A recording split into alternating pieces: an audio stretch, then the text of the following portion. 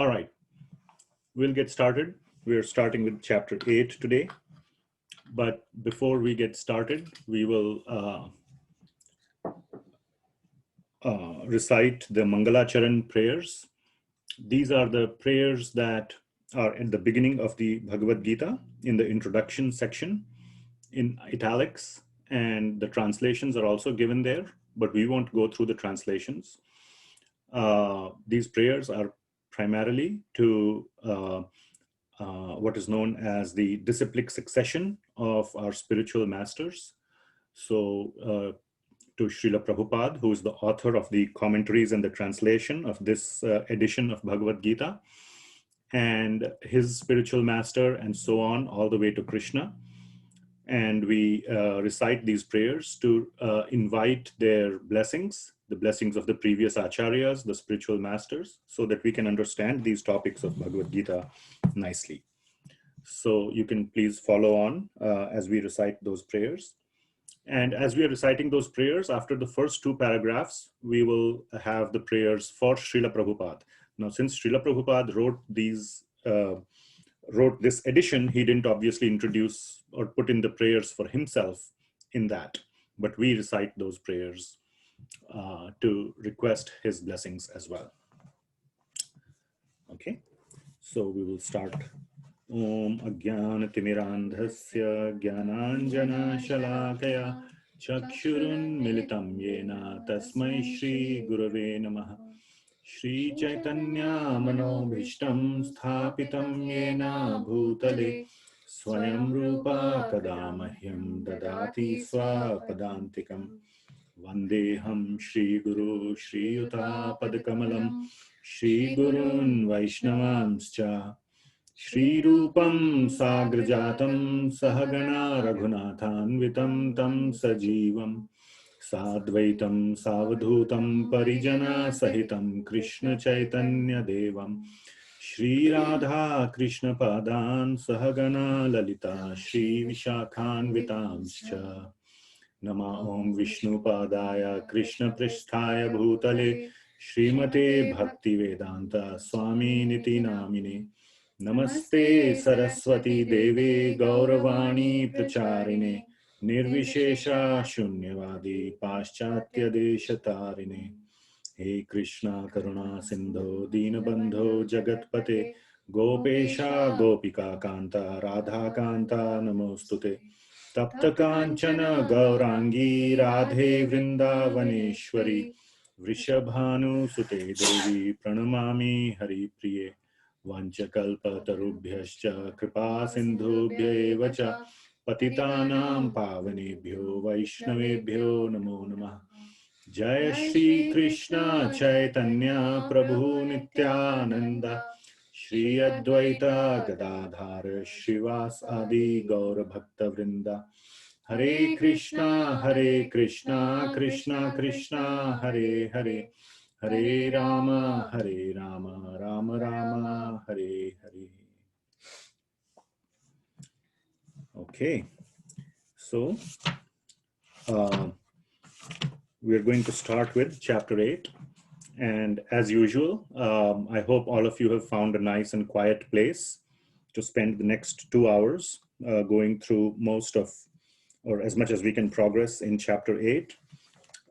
Also, if you are joined through a device, you may want to change your name to something which can help us to identify you, or the name with which you registered. That would be helpful. And if you can turn on your videos so that we can have a little more, at least I can feel more like I'm in a class, that would be also helpful. And with that, let's start with chapter 8. Chapter 8, we are deep into the Bhagavad Gita. The essential word comes from the essence, word essence. So this is where Lord Krishna is explaining the essence of his teachings to Arjuna. And this sort of core part of Bhagavad Gita started from chapter 7 onwards. And in chapter 6, Lord Krishna described in detail the process of Dhyana Yoga, the process of getting liberated from this cycle of birth and death from this material world and going to the spiritual world, where there is no death, no misery, by the process of meditation. And there is a reason why I am bringing the chapter 6 into the discussion today, because that will be one of the focuses of the discussion in chapter 8. But at the end of chapter 6, Lord Krishna says that among all the various types of yoga, the best process is Bhakti Yoga. The last verse of chapter 6 starts with Yoginam api sarvesham mad gatena antaratmana shraddhavan bhajate yomam same yuktatamo mataha. Yuktatamo means that this is the best. Yukta tama, the best kind of yoga is what? One who is mad gatena antaratmana and shraddhavan bhajate yomam. So Lord Krishna is giving a hint, or is almost very clearly saying at the end of 6th chapter that the process of Bhakti Yoga is the best among all the processes. Then in chapter 7, Lord Krishna described who he is in detail. So we covered chapter 7 very slowly, very carefully over 4 different sessions, 2 hours each. So almost we spent 8 hours roughly on going through chapter 7. And the essence of chapter 7 is that we must put all our focus on Lord Krishna. And Lord Krishna also describes there the kind of people who are not generally very conducive from their nature, from their attitude or mentality to come to Krishna or to come to God, basically, because they are too attached to material things. So one must be cognizant, or one must, and this is a point I was stressing at the end of the last class, that one must be very careful that those who are materially affluent or doing well will always have this doubt in their mind: why should I spend my time, my energy in focusing towards God?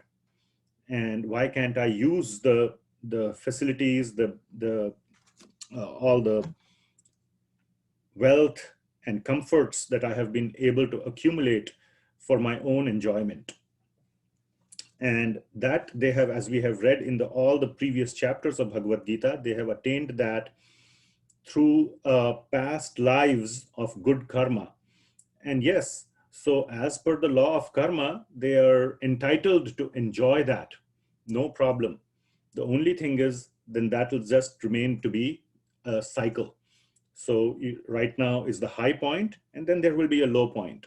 So for those that want to remain in this kind of sine wave of ups and downs, then material life is perfect.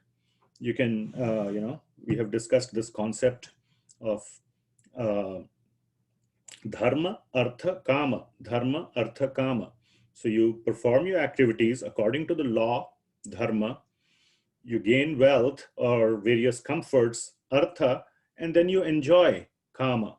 And then once those pious credits that you have accumulated through your dharma, the artha that you have accumulated through dharma is used up in kama, go back to dharma and start working again. That's no different from how we know how to live life. Go work hard in the morning, earn your bread, come back in the evening, enjoy, and the cycle starts again. And the state of moksha rarely comes. Dharma, artha, kama, moksha. So the purpose of dharma, artha, kama is to go to moksha, but people forget the 4th aspect. So Lord Krishna is describing in the 7th chapter the essence that one should build a relationship with him. And that is the best way of attaining moksha, through Bhakti Yoga. Then, so we saw that in the 7th chapter, no questions were asked by Arjuna. Lord Krishna started describing the details of the deepest secrets of Bhagavad Gita in chapter 7 by first describing who he is. And he starts off directly by saying that I am the Supreme Lord, and you should focus your mind on me. Mai asakta manah partha. That is how the first verse of the 7th chapter starts, that you should attach your mind to me. And then he goes on to describe who he is. So Arjuna didn't ask any questions. Then the 7th chapter ends with Lord Krishna describing the importance of remembering him at the time of death, where Lord Krishna is saying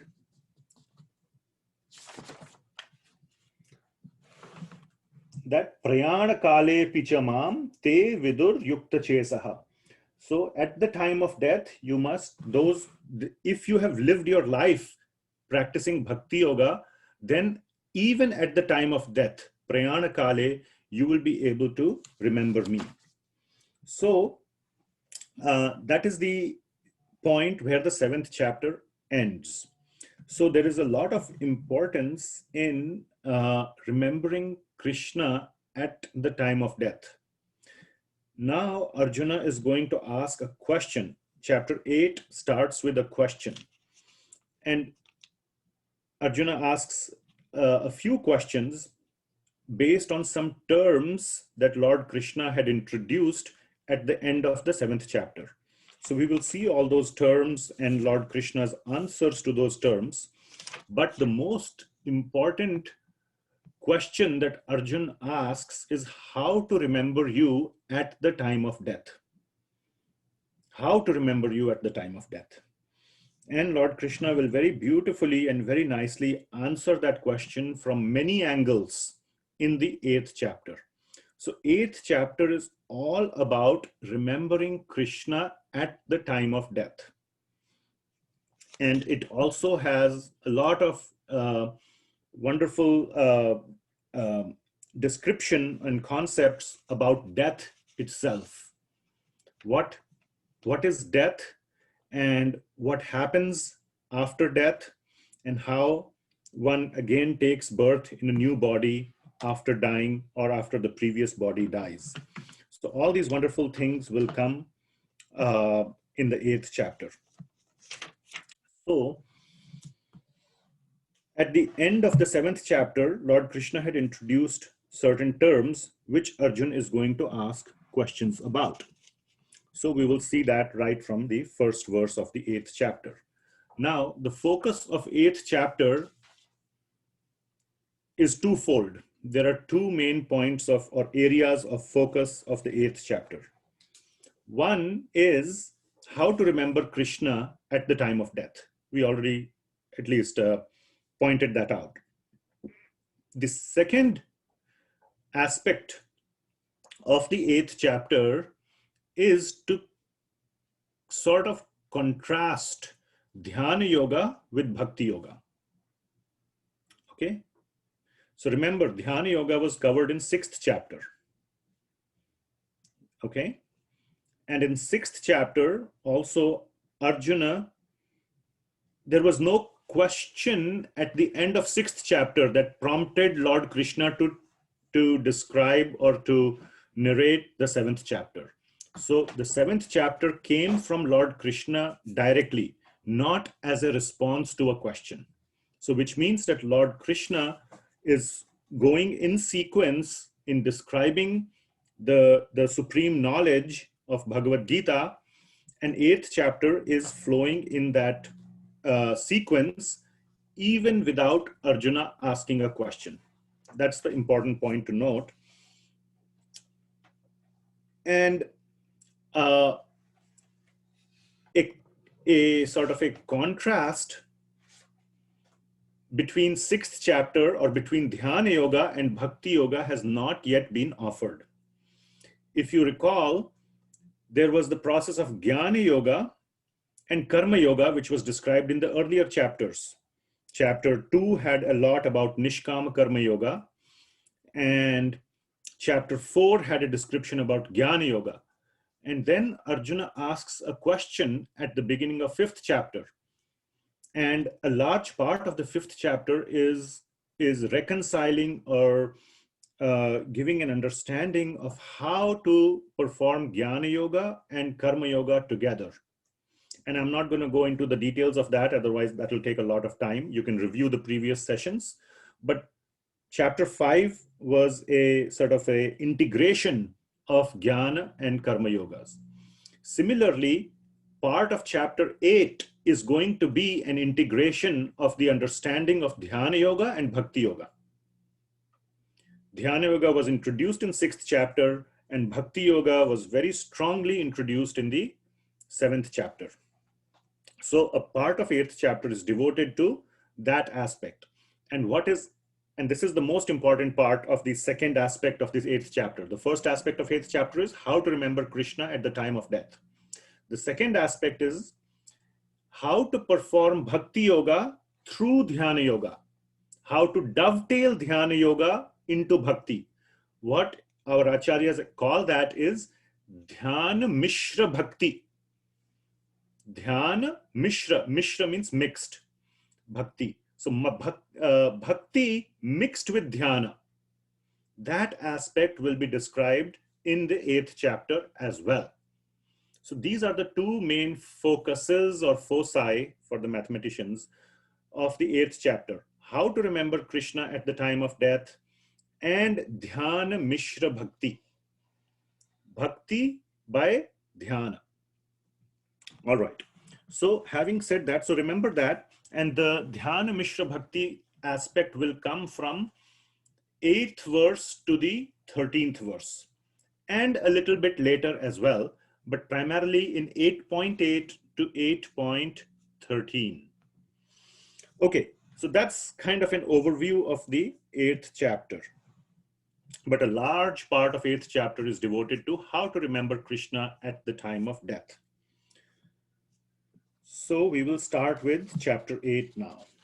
And again, most of the verses I will recite and we will go through slowly. At some portions, I'll have you do sort of mental reading as well. So now Arjuna is asking some questions that were about some terms that were introduced at the end of the 7th chapter. And this question by Arjuna is in 8.1 and 8.2. Arjuna is asking 8 things in 2 verses. So what are those 8 things? So let's see the verses. So the verses go like this. Arjuna uvacha kim tad brahma kim adhyatmam kim karma purushottama adhibhutam cha kim proktam adhidaivam kim uchyate. And 8.2 adhiyagyah katham kotra dehesmin madhusudana prayana kale cha katham jeyo niyata atmabhihi. So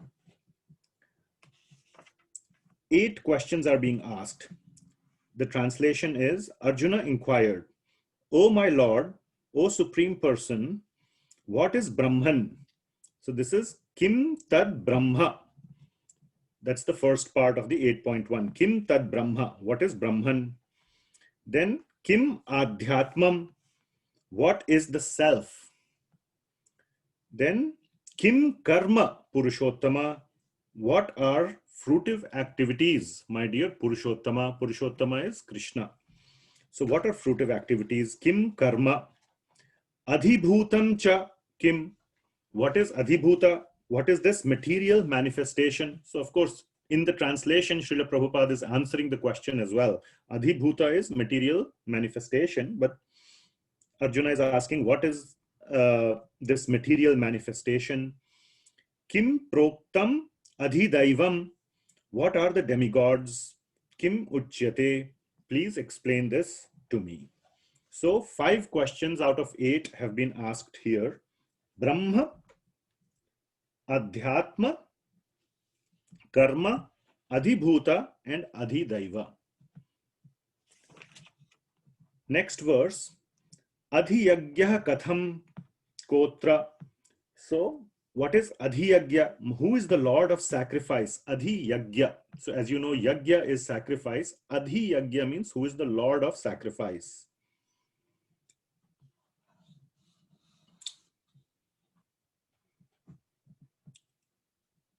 Dehe asmin Madhusudana. So, and how does he live in the body? Dehe asmin Madhusudana. How does that Adhiyagya live in the body? My dear Madhusudana. Madhusudana is another name for Krishna. And finally, so that's 7 questions. So, who is the Lord of sacrifice? Adhiyagya. And how does he live in the body? So 5 plus 2, 7. And now the 8th question is the most important, which is Prayana kale chakatham yeyo si niyata atmabhihi. How can those engaged in devotional service know you at the time of death? So how can one remember you at the time of death? So these are the 8 questions that Arjuna is asking. So what is the response of Lord Krishna? So Lord Krishna responds by answering the 7 questions, the first 7 in the next 2 verses quickly. And that kind of tells us that, we should focus more on the 8th question. And the rest of the 8th chapter is a response to that last 8th question, how to remember you at the time of death. So let's go through the answers to those questions quickly. The first 7 questions. So Lord Krishna answers, Shri Bhagavan Uvacha. That is, Lord Krishna begins to say or begins to speak, Aksharam Brahma Paramam Swabhavo Adhyatma Uchyate Bhuta Bhavo Udbhava Karo Visargaha Karm Sanjitaha.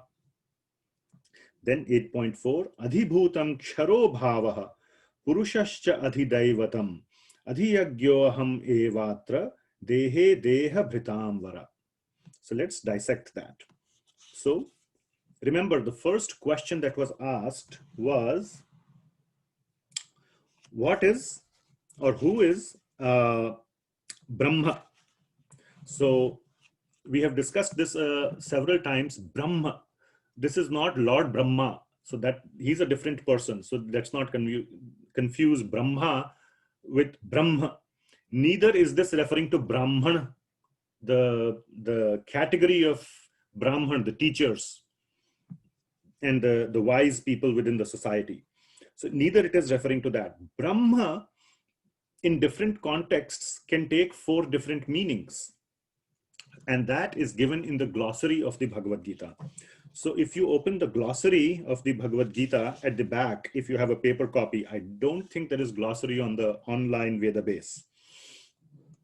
So in the glossary at the back of the book, there are 4 different meanings of Brahman given. So if you look at the word Brahman, the first is the individual soul, which is Jiva.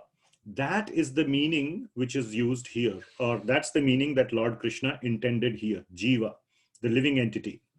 There are 3 other meanings. Brahma is the impersonal, all-pervasive aspect of the Supreme. This is the Ananda Brahma. This is used in the 13th chapter, in the 13th verse. Then there is the Supreme Personality of Godhead, Brahma, also called as Param Brahma. Among the Brahmas, among the Jivas, the Param, the Supreme Person, is Param Brahma, sometimes also referred as Brahma. And that is the Supreme Lord. And then the third or the fourth one is Mahat Tattva, or the total material substance. That is also known as Brahma, based on the context, which is used in chapter 14, 3rd verse.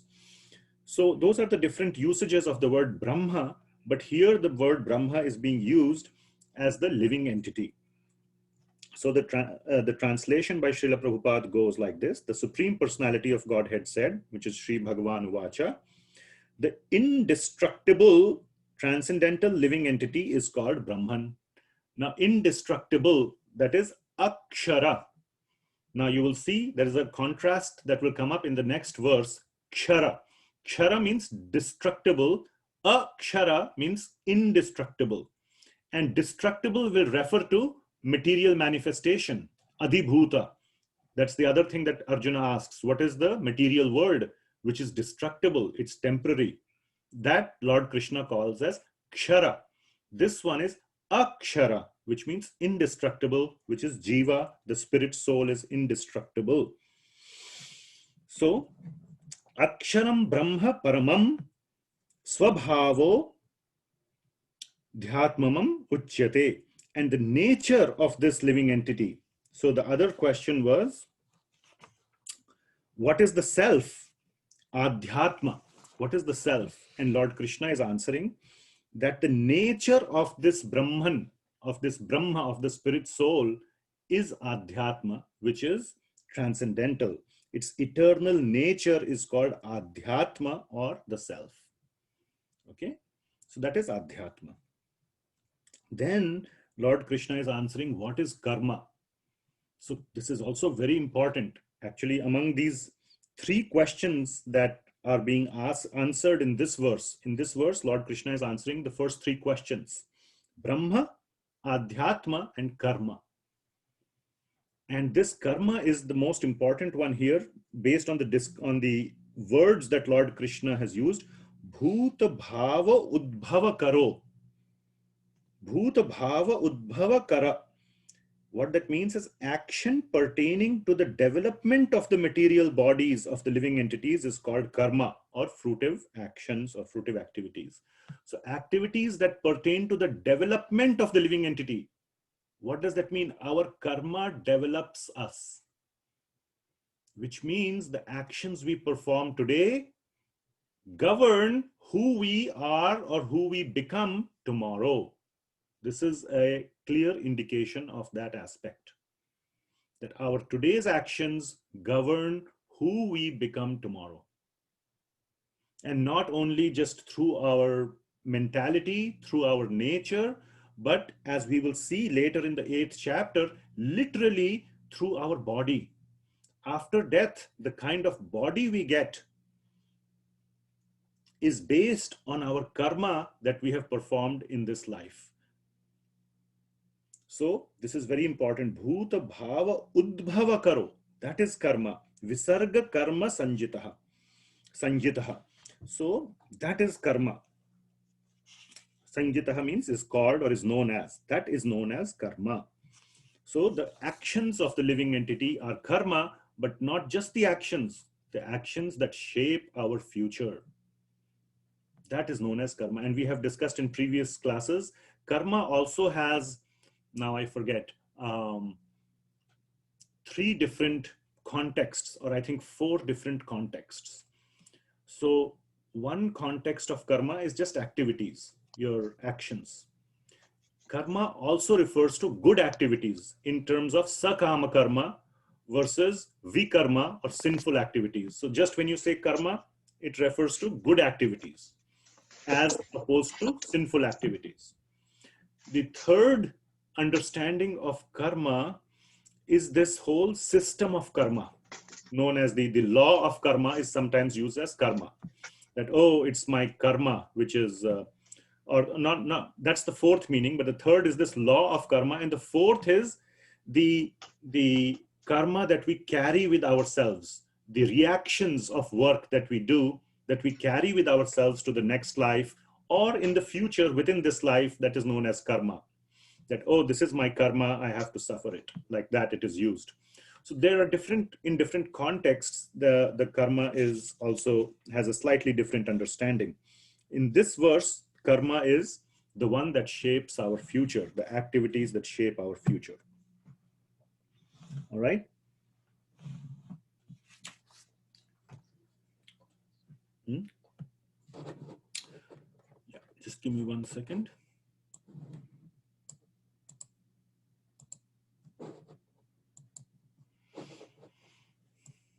Okay. Now, 8.4, Lord Krishna answers the remaining questions about Adhibhuta, Adhidaiva, and Adhiyagya. What is Adhibhuta, Adhidaiva, and Adhiyagya, and how does the Adhiyagya live inside the body? So those 4 questions will be answered in the next verse. So the translation is, O best of the embodied beings, the physical nature which is constantly changing is called Adhibhuta, the material manifestation. So Lord Krishna is saying, Adhibhutam Ksharo Bhavaha. The nature, Bhava means nature. Kshara, as we explained, is which is changing, or which is not permanent. Kshara. So Adhibhuta is that which is not permanent and which is the material world. Adhibhuta Ksharo Bhavaha. And then Krishna says, Purushascha Adhidaivatam. So this Adhidaiva is Purusha. Purushascha Adhidaivatam. So what is that? Srila Prabhupada is saying that that is the universal form of the Lord, which includes all the demigods like those of the sun, moon, is called Adhidaiva. So Adhidaiva is basically the universal form of the Lord, which includes all the demigods.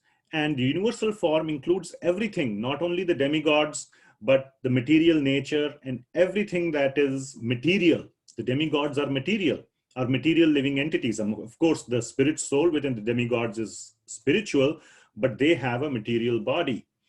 So this Adhidaivam is referring to the entire universal form. And we will discuss this universal form in great detail in the 11th chapter. It will start off in the 9th chapter, and we will go in detail in the 11th chapter on the universal form.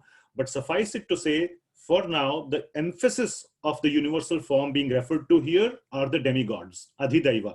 And through other places in other scriptures like Srimad Bhagavatam and many other places, we know Adhidaiva primarily refers to the demigods or the Devis and Devatas, the sort of the ones that are helping Krishna to, or serving Krishna in terms of controlling material nature. Those, the demigods that control material nature, like Indra, he controls rain. The sun god controls the sun. Vayu controls the wind. So there are all these demigods who are serving Krishna by helping, by controlling material nature. They are Adhidaiva. Now comes the most important part of this verse. Adhiyagya. Who is Adhiyagya? And Lord Krishna says, Adhiyagyo aham evatra. So Adhiyagyo aham. Aham means what? Everybody knows in Sanskrit, aham means me or I. So Adhiyagya aham. Lord Krishna is saying, I am the Adhiyagya. Adhiyagya means the Lord of the sacrifices.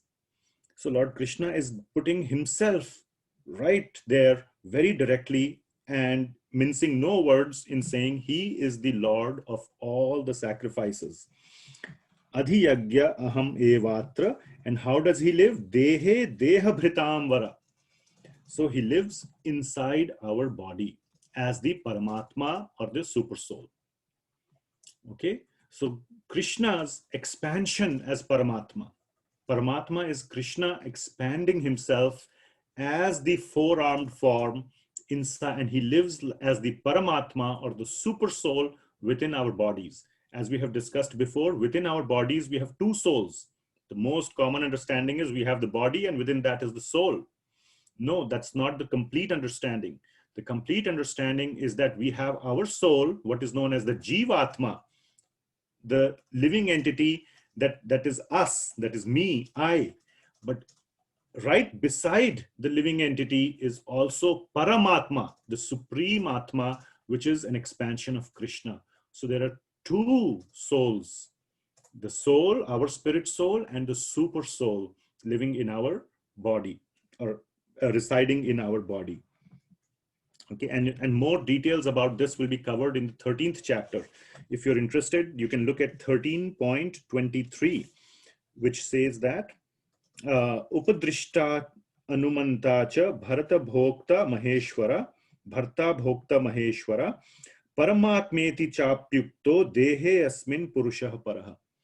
The translation is, yet in this body there is another transcendental enjoyer. This is 13.23 that I'm reading. I've skipped way ahead. There is another transcendental enjoyer, a second one, who is the Lord, Paramatma. The word Paramatma is there. The supreme proprietor who exists as the overseer and the permitter, and he is known as the Paramatma or the super soul. And there are many references we have quoted earlier from the Srimad Bhagavatam as well, that this body is like a tree and there are two birds sitting on the tree. One bird is busy eating the fruits of the tree, and the other bird is trying to attract the attention of this bird, trying to give it advice, good advice, trying to be its friend. So the bird that is busy eating the fruits of the tree is the Jivatma. And the other bird who is trying to attract the attention of this other bird and trying to be its friend, trying to befriend it, is God or Paramatma. The problem is that this other bird is so busy eating the fruits, he completely ignores or forgets the presence of the other bird. And only if he can turn to the other bird and listen to it, then he'll have such a wonderful friend who will never leave him ever, even in this body or next body or next body, and will befriend him and be his best friend. So that is the Paramatma. And here Lord Krishna is saying, Dehe Deha Bhritam Vara, that I live in the body of the living entity. So we'll talk more about Paramatma in the 13th chapter. And if you want to see that 18.61, Lord Krishna says that I am sitting as the Paramatma in the heart. So even that is mentioned in 18.61. Ishvaraha Sarvabhutanam. This is 18.61.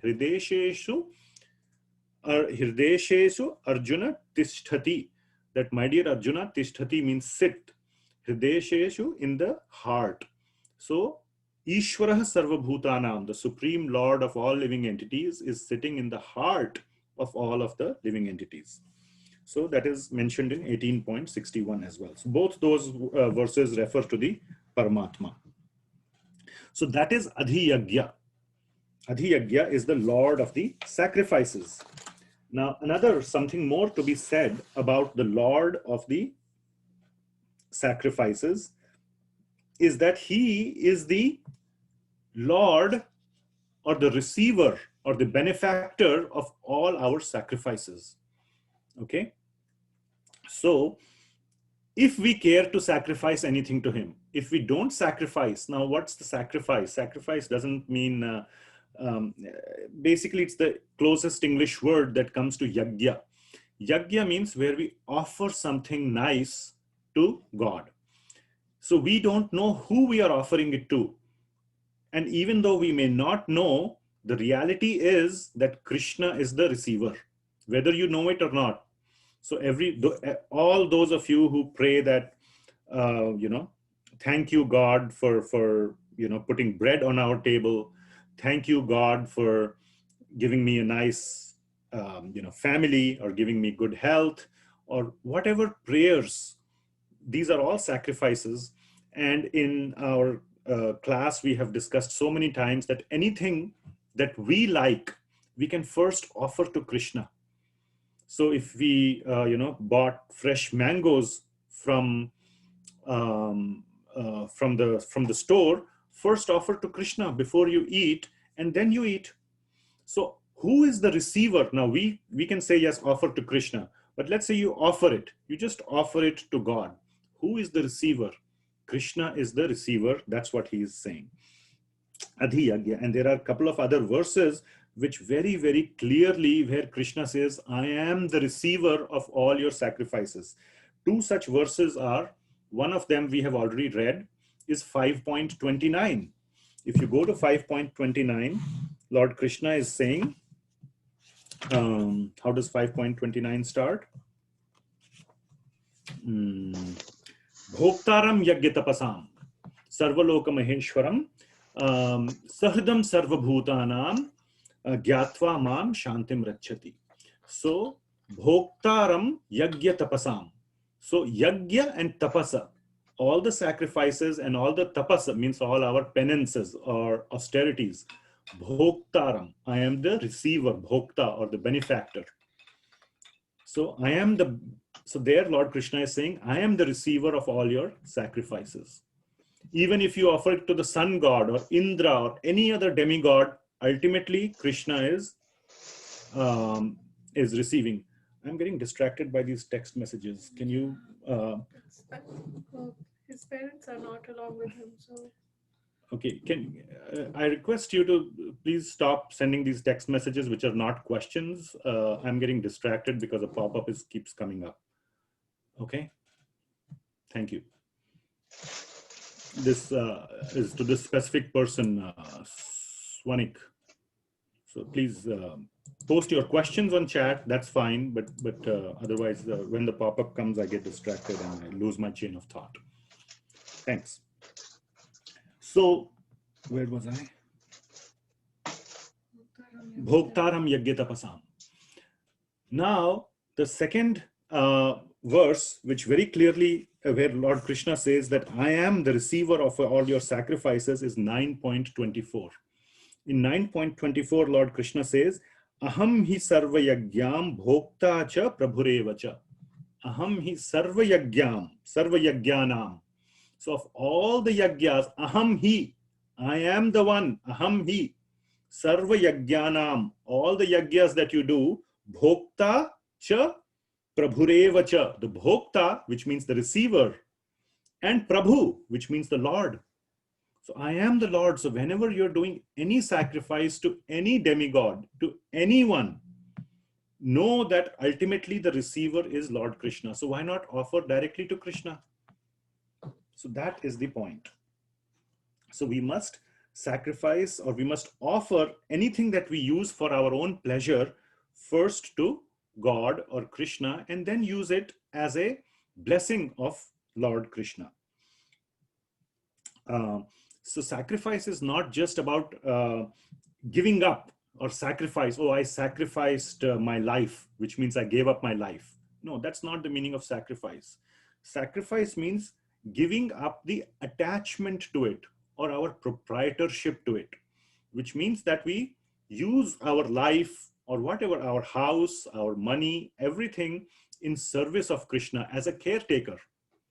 We consider everything as Krishna's property, and we take good care of it, but with the mindset that this belongs to Krishna and I am just a caretaker. Like a bank manager, he manages millions of dollars on our behalf or on the behalf of the owners. He doesn't even for a moment think these are my millions of dollars, but he tries to do the best possible job to manage that money nicely on behalf of the owner. Similarly, we should manage whatever Krishna has given and try to serve Krishna through whatever we have received. And that is the correct understanding of sacrifice. That is sacrifice. Instead of considering it our own and then using Krishna's property as our own. Okay. Okay. So that is 8.4.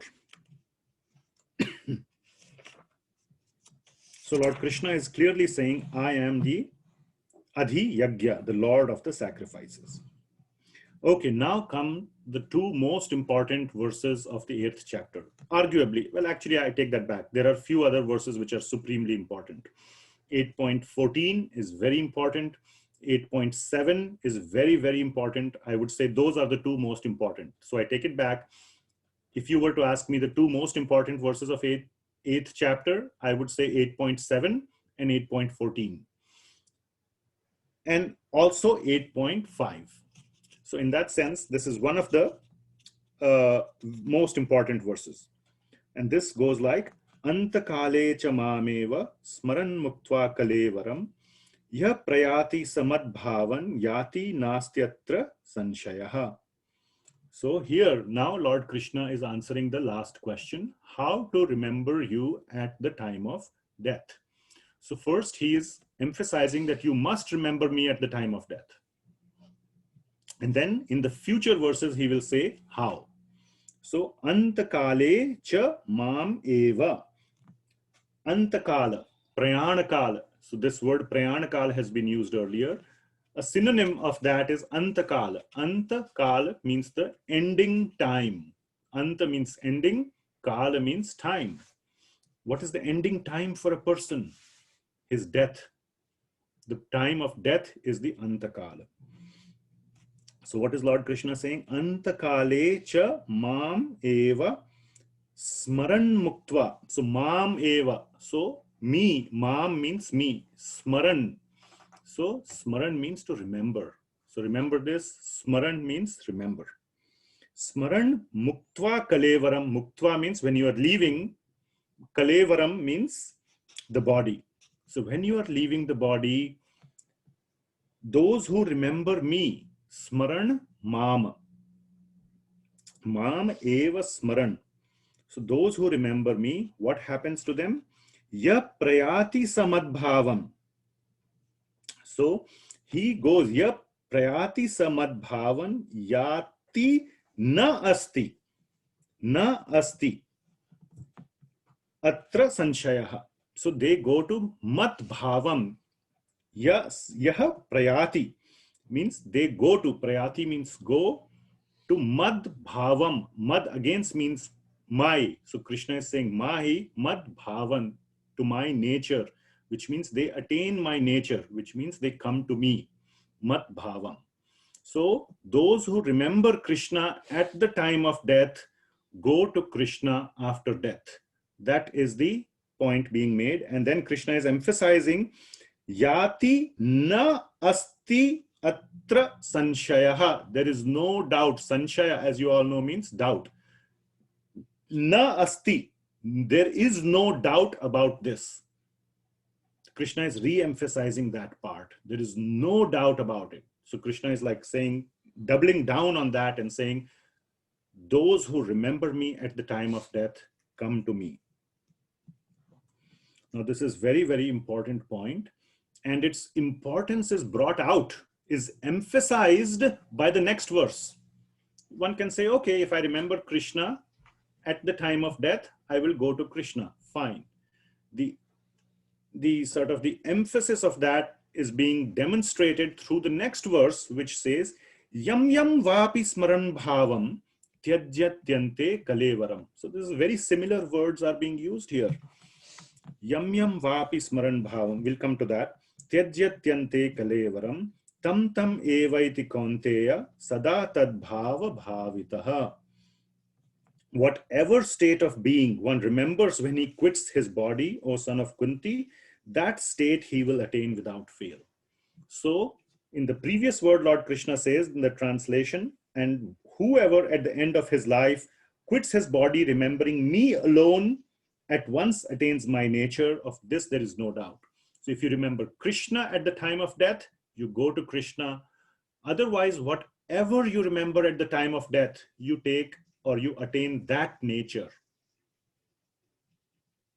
Okay, so the complete spectrum is being described by Lord Krishna. Whatever you remember, that state you will attain. If you remember me, you will come to me. Now let's see some of the similarities here. So here Lord Krishna is saying mam eva smaran. So antakale cha mam eva smaran, to my remembrance, whoever remembers me. And in the next verse, Lord Krishna says, yam yam vapi smaran, whatever else you remember. And then Krishna says, where do you, so that is like what you think, what is your mental state at the time of death. Mam eva smaran versus yam yam vapi smaran. And then what do you attain? Mad bhavam. And in the next verse, Krishna says, tad bhava bhavitaha. So mad bhavam versus tad bhava. Either you come to me or you attain my nature, or tad bhava, you attain that nature, whatever else is there in your mind. So this is a very, very important point, and we will spend some time discussing this. So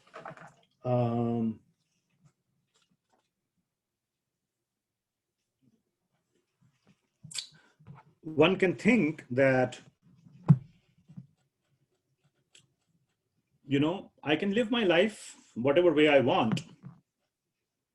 And at the end of my life, I will just remember Krishna and then I will go to Krishna. That is true. Somehow, if that is possible, That is true. And in the Srimad Bhagavatam, there is the whole story in the 6th canto of Srimad Bhagavatam of Ajamila. He led his whole or a large part of his life as a, pretty sinful person. But at the end of his life, in the very last moment, he called out the name Narayana very heartfully.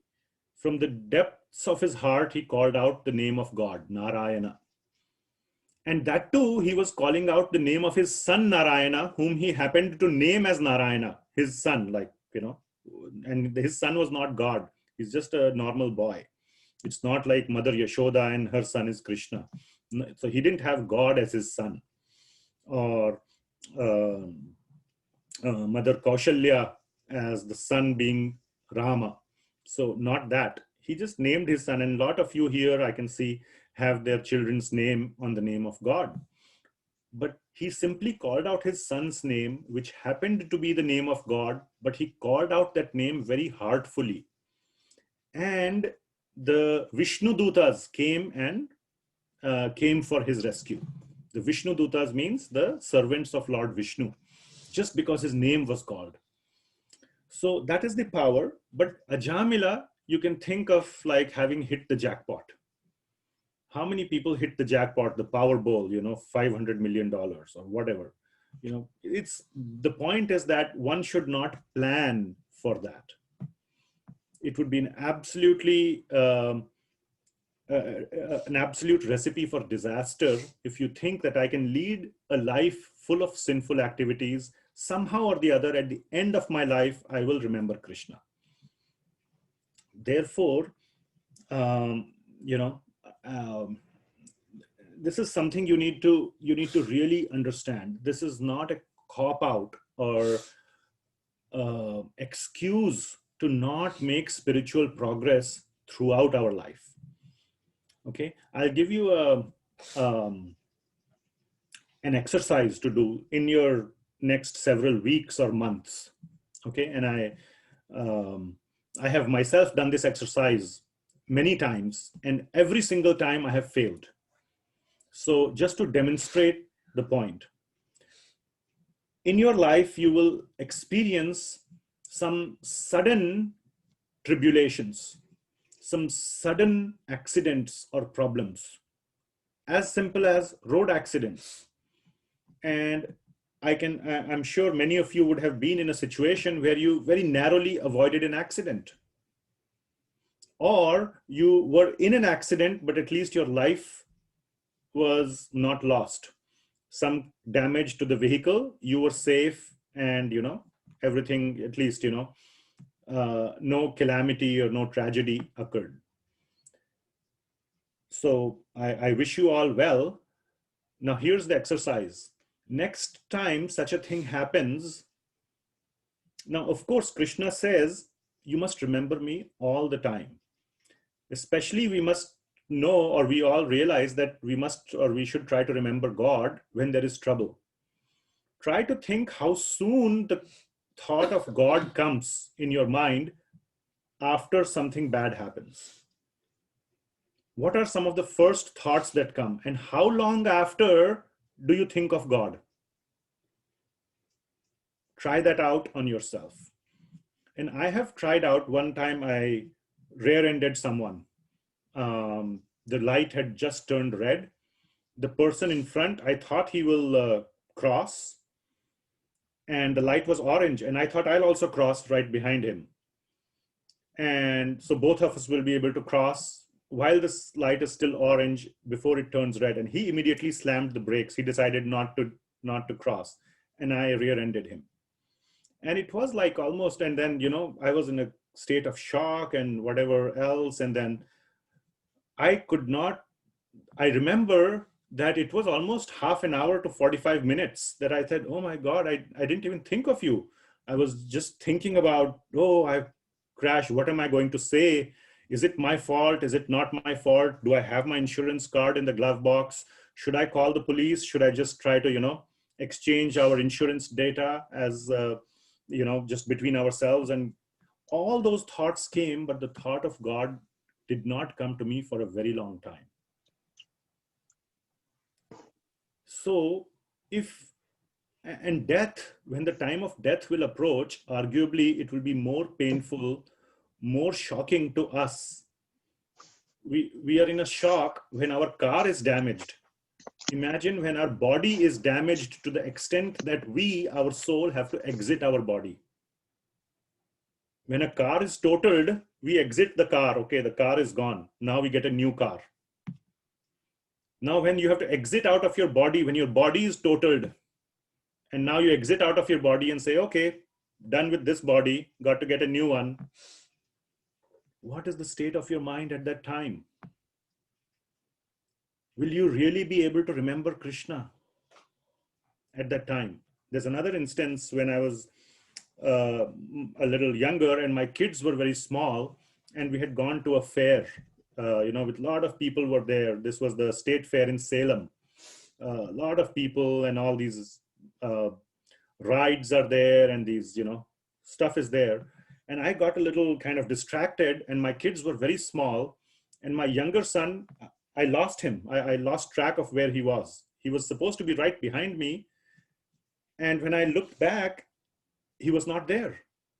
And this was like a big fair. And imagine the shock of of realizing that your child is not with you. And I couldn't find him for almost 15 minutes. I was looking here and there and there and there and there, and he was actually lost. And then some announcement was made about in the lost and found, or somebody found him crying and reported him to wherever. They made an announcement, and I ran there and I found him and I hugged him. The thought of God did not come to me all this while.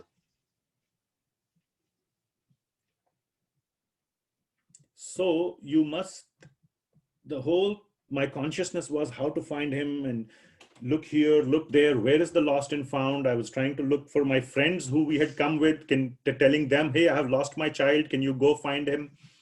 Trying to in a state of shock and panic. So please try this out on yourself, and you will realize that how hard it is to think of God at the time of some calamity. Try it on for yourself. Okay?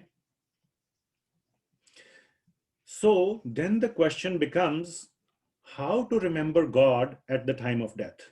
If we cannot remember by fluke, by chance, oh, I will just remember him, I'll write it on a notebook, always remember me. When I'm dying, I'll take out my notebook. Oh, I need to remember God, and I remember Krishna at the time of death, and I go to Krishna. Not gonna happen. Not gonna happen. Okay? So the process of remembering God at the time of death is to remember God throughout your life. Then you can remember him at the time of death. So that's why Krishna says, yam yam vapi smaran bhavam, whatever else you think of at the time of death. We have to make that yam yam, whatever, to be Krishna. Because that yam yam, whatever, need to be the one whom you have meditated on all your life. That is by design what you will think at the time of death. So to guarantee that yam yam is Krishna, better think of Krishna throughout your life. Then you can think of him at the time of death.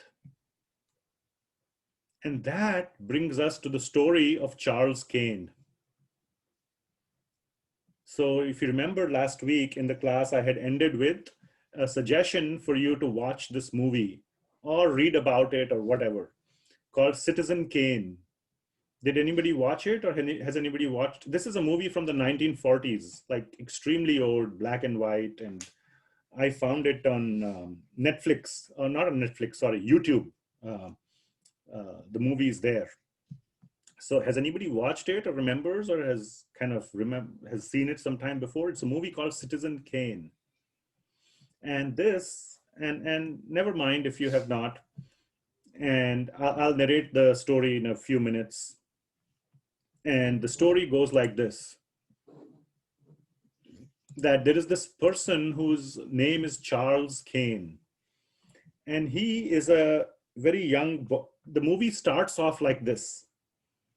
He is the world's richest person, Charles Kane, and he is on his deathbed. And it is shown that he takes his last breath. And in his last breath, he utters the word rosebud and dies. And there are a lot of people surrounding him, his relatives, friends, whoever. They all heard this word rosebud. And they are all intrigued. What is this last word that he uttered? And he's the world's richest man. And of course, the last word that he uttered must be something important. And maybe it's the clue to some treasure. That's the usual thought that comes to people's mind. Okay, let's go find out what is this. Maybe this is the password to some, multi-billion-dollar bank account, or the key to treasure, or whatever. So there is this whole story. Then the whole movie goes into like a flashback, like in the past, which shows the story of this person, Kane. And basically, this story is seen through the eyes of a journalist who takes on the task of finding out what is rosebud. So he goes and researches the life of Charles Kane. And the life is shown that he was a young boy, was living somewhere in the woods with his mother, and playing on, always, he used to love playing on his snow sled. And, was having a very, very nice, happy childhood. Then his mother somehow struck gold, like literally struck gold in her, some property she owned. They found that there is gold mine there, a gold mine or something.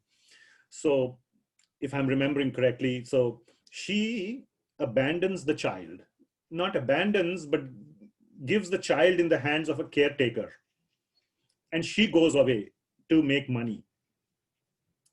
And then the child kind of, because he's no longer with his mother, and due to a strained relationship with his caretaker and many other things, he becomes very resentful.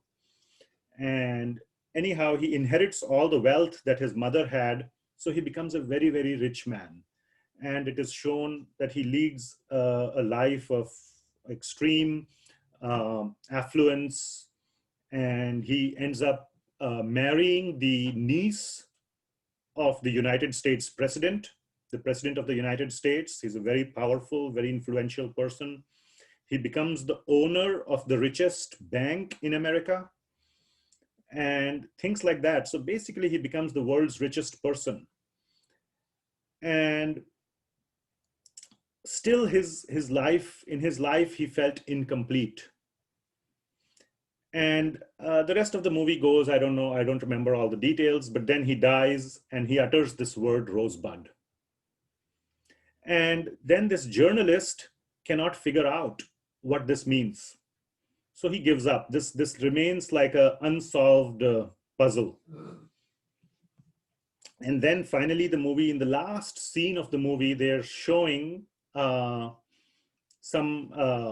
just some people clearing out his basement, all the junk in his basement, and they're throwing it into the fire, just burning it up. And they're kind of looking at things, oh, this is useless, let's throw it into the fire. And then they pull out that snow sled that he used to use when he was a child, and they throw it into the fire. And when they throw that snow sled into the fire, the sort of the manufacturer's name on it was Rosebud. The manufacturer of that. So this boy, as a young boy, he used to call his snow sled Rosebud. And nobody sees that, only the audience is able to see it, because that the way the sled is thrown into the fire, the name kind of shows up, and then the flames engulf it and the sled is burnt. So nobody knows, except for the audience, nobody in the movie knows what is Rosebud. So the point is that he became such a rich man, he became such a famous person, had nothing in his life that he didn't want and couldn't get. Yet his thoughts were throughout his life were stuck in his childhood, the childhood that he always missed, and the childhood that he always remembered, which he associated with his snow sled called this rosebud. And that was his last thought at the time of death. Now, of course, this is a story. This is not a real, I don't think this is based on anything real, because it's, nobody knows what that person meant anyway. But I invite you to find yourself in the story of Charles Kane. Now, of course, none of you are dead because you're all here, you're still alive. But maybe in your heart, there is something that your mind is always focused on. What is it that generally always occupies your mind? What is it that you care about in your life the most? What do you keep thinking, oh, I wish I could have done this. I wish I could have done that. Or busy trying to preserve and protect what you have. What is it that occupies your bandwidth when you don't have anything urgent to do at that time? Like, the mom has to cook the lunch before, the child goes to school. So that's an urgent thing, fine. But otherwise, what's occupying your bandwidth? And that's what you will remember at the time of death. And the invitation of the Bhagavad Gita of Lord Krishna is to make that thought of Krishna. Doesn't mean you should stop cooking or doing your other daily activities. But that kind of thought that occupies your mind all the time, Krishna is saying, make me the object of that thought. And then you can remember me at the time of death. Does that make sense? All right. It doesn't mean give up everything you're doing. I should stop this class right now. Oh my God, why am I talking to these, 84 strangers? I should think of Krishna. Or, maybe anything, why am I driving to the doctor if I have, a doctor's appointment? I should do those things. But here, this is not a call to just give up your life and just think of Krishna. And this will become very, very apparent in the next verse. Okay. So let's go to the next verse. So next verse, as I said, is 8.7. It's one of the most important verses of the 8th chapter. So I called out 3 verses as important verses in this chapter: 8.7 or 8.5, 8.7, and 8.14. Very key verses. So we are on the other very important verse in this chapter. Okay. So this verse goes like, Tasmat sarveshu kaleshu mam anusmara yuddhacha. Now we will dissect this, and this is such a beautiful part of this verse. Mam anusmara yuddhacha. Mai arpita mano buddhir. Mai arpita mano buddhir mam evaishyasya asanshayah. So very, very important point. So Lord Krishna is saying, Tasmat sarveshu. Tasmat means therefore. Therefore, sarveshu kaleshu. Sarveshu, all the kaleshu, time. Kal, time. Sarva means all. So tasmat, therefore, all the time, mam anusmara. So again, the word smarana. Anusmara comes from smara, smarana. Remember. Mam, remember whom? Rosebud? No. Mam, Krishna. Mam anusmara yuddhacha, and fight. So Lord Krishna is telling Arjuna, he could have told Arjuna, just think of me, quit the fight. Arjuna would have been very happy. Right in the chapter 1, Bhagavad Gita would have ended. Arjuna wanted to go away from the battlefield. And Lord Krishna would have told him, hey, just go away, that's a good thing. But while you go away, just remember me. No, that's not the instruction. Lord Krishna is saying, fight. but remember me along with it. Which means you have to fight in your own life, whatever the fight is in your life. Raising the children for mothers and fathers is a big fight or a struggle. Fight means struggle. Or whatever, managing your job. Some people may be working 2 jobs. God bless them. And, so many things, struggles people have to go through. Yes, go through the struggle, but at the background, remember me.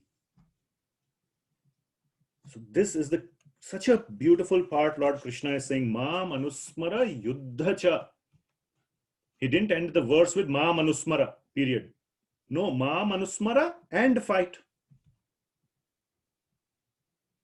So you got to do what you got to do in your life. You have to live the life, the struggles of life. But make Krishna the background thought. And I guarantee you, all of you, there is some background thought in your mind. Absolutely, there is some background thought in your mind. Now, if I amplify the knob a little bit, I can show you that there is a background thought in your mind always. If I amplify it. Let's say, I don't wish anything like this happens to anyone, but let's say in the family, somebody, some loved, near, dear loved one has cancer at a young age, more so, Let's say that. What will be your state of mind while you are cooking, while you are working, while you are doing grocery shopping? What is occupying your mind all the time? When you're standing at the checkout stand, it is so apparent even to the checkout stand guy. And I can say this for sure because my wife's mother had cancer and she passed away a few months ago. And at one time she was standing at the checkout stand and she was so sad that the checkout stand guy could figure out that something bad is really happening in her life. It was written all over her face. And he asked her, and then she shared with that checkout stand guy, and he gave her like a free bouquet of flowers. Okay, here's, this is on the house, just to cheer you up. So it was so evident on her mind that even this stranger whom she met for 40 seconds could read it. Do you see what I'm saying? So when that thought can occupy your mind, we can say that it is possible that while you're doing other things, while you're going through the struggles of your life, it is possible to think of Krishna. And that will come through practice,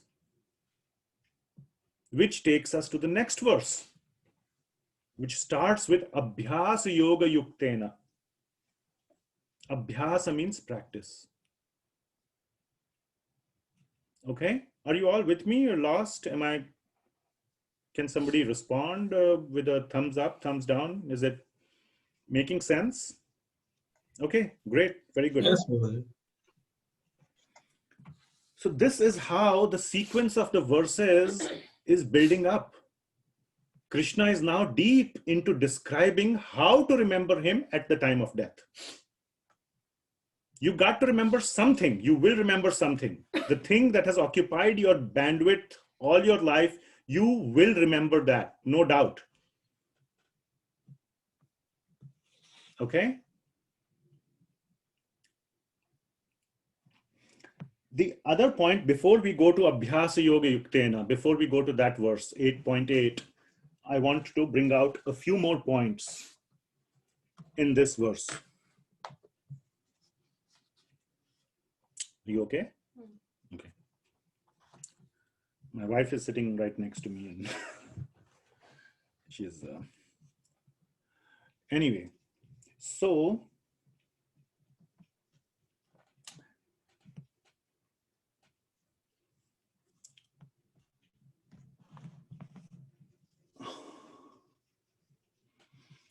If you see the word smarana, remembering, has come thrice in the last 3 verses. Smaran. Antakale cha mameva smarana muktva kalevaram. Remembering, smarana. Then yam yam vapi smaran bhavan. Again, smaran. Smaran means remembering. And then over here as well, tasmat sarveshu kaleshu mam anusmarana.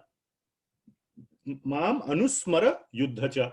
So again, smarana is coming. So the point I want to make is that remembering Krishna is very important. Remembering. Now, there are 9 processes of devotional service that are described in Srimad Bhagavatam by Prahlad Maharaj. They start with Shravanam, Kirtanam, and Vishnu Smaranam. So Smarana, the third one, Smarana. So why is Smarana important is because at the time of death, our voice, our speech could be lost. Okay? Our capability to hear, Shravana means to hear, could be lost. We may not hear anything. We may not be able to take God's name with our mouth. We may not be able to hear God's name if somebody else is calling out God's name in our ears. The last faculty to leave is our faculty of remembrance. That is why the practice of smarana, remembering, is very important. Now, sometimes the faculty of remembering may also leave. Somebody may die in a coma or unconscious completely, and his mind is completely blank. We'll talk about that in just a second. But among the various faculties, the last one to leave is smarana. And that is why the focus is on smarana, remembrance. And the point is, then one can ask, what is the importance of Shravana and Kirtana, hearing and chanting the name of God? Shravana and Kirtana leads to Smarana. While your faculties of Shravana and Kirtana are active, are alive, your capacity to hear and take the name of God is still available, do it. Because that will enforce or that will strengthen your capacity for Smarana. All right? So the focus is on Shravana, Kirtana, and Vishnu Smarana. These are the first 3 processes of devotional service, as mentioned in Srimad Bhagavatam. So that is one point I wanted to mention. Then another point is in 8.7. Now these are very, very important points, and I know I'm spending consciously a lot of time trying to explain this. This Mam Anusmara Yuddhacha. There is a particular significance behind that sequence. Mam Anusmara Yuddhacha. Think of me, Mam Anusmara, think of me, Krishna says, and fight. So which means the thought comes first and then the action comes. So first think of Krishna and then perform the action. Okay? This is in contrast to what we have read in previous chapters, where Krishna says, whatever you do, the results of what you get, offer the results to me. Correct? So their action comes first, and then you think of Krishna. So first I do my action, I got some results. Now what do I do with these results? Let me offer to Krishna. So action came first, then the thought of Krishna came, and then you said, okay, I'll offer to Krishna. That's also great. But which is better? What we call as pre-action meditation or post-action meditation on Krishna. Which is better? Pre-action meditation. First you think of Krishna. Then you will think, what will please Krishna? I will do that kind of action. And then you do that action. And that ties this concept to anukulyasya sankalpaha pratikulyasya varjanam. That very important verse which I had shared with you, which is in the purport of 18.66. You must remember this. We are in the 19th or 20th class. These verses should be more familiar to you by now. So this is a verse by Lord Chaitanya Mahaprabhu in Chaitanya Charitamrita, and it is also in Hari Bhakti Vilas. In Chaitanya Charitamrita, you will find it in the Madhya Leela, 22nd chapter, I believe, 22nd chapter, 100th verse, 22.100 in Madhya Leela. Anukulyasya sankalpaha pratikulyasya varjanam rakshishyati iti vishwaso goptritve varnam tatha atma nikshepa karpanye shadvidha saranagati. How to surrender to Krishna in love and devotion. So the first step is anukulyasya sankalpaha, doing the things that are favorable to Krishna, that will please Krishna. So you should know what will please Krishna. So thinking of Krishna first before doing the action is better than doing the action first and then offering the results to Krishna. This is the highest form of bhakti yoga. Thinking of Krishna first and then doing the actions. So this is pre-action meditation on Krishna. So that is another point I wanted to bring out. Okay. And of course, then when you do the action, the results are automatically belonging to Krishna. And such work is non-binding as well. Which all these concepts which we had read earlier in the 4th, 5th chapters, they still hold, even for pre-action meditation on Krishna. Okay. So then the question becomes, okay, another point is, this is another point I just want to mention, though it is not very important here. But in the 5th verse, Lord Krishna is saying, Antakale cha mameva smaran muktva kalevaram ya prayasi samadbhavam yati na asti atra sanchayaha. There is no doubt, asanchayaha. Similarly, in 7th verse, he is also saying, Tasmat sarveshu kaleshu mam anusmara yuddhacha mai arpita manobuddhir mam evaishyasi asanchayaha. That you will attain me, mam evaishyasi. You will come to me, asanshaya, without doubt. So why is Krishna adding these words, without doubt, without doubt? He is simply adding it because he wants to re-emphasize this. Now, I heard a very, now I like to, I don't recommend this for you, and I probably might get into trouble for saying this because these videos will go on YouTube and public and all that, but I hear some of these other commentators on Bhagavad Gita as well, who are offensive to Krishna, who claim to speak on Bhagavad Gita with no knowledge of Bhagavad Gita at all. And especially they have no knowledge that Krishna is the Supreme Lord. And they speak all kinds of things as if they are experts, as if they are Krishna. They speak with so much authority. So one such person I heard said, all these things, asanchaya when he adds or this or that, they are just fillers. Because these verses have to be written in a particular meter. The meter of most of the verses in the Bhagavad Gita is called as Anushtup Chanda. Chanda means meter. So because the concept has been completed and there are a couple of more words to insert, this asanchaya is added to kind of complete the meter of the verse. I mean, then give me a break, what's the point? Basically, you're saying that Krishna had to add fillers because he couldn't complete the sentence. Which means that you're basically saying he's not God, because God can do anything. He can create a perfectly well-formed sentence without the need to put fillers, right? Wouldn't you expect God to do at least that much? So if you're saying that this is what he's doing, which means Krishna is not God. then why are you even bothering reading Bhagavad Gita? Why don't you go and read something more interesting like Harry Potter? It'll be a much better use of your time. Why bother? Okay.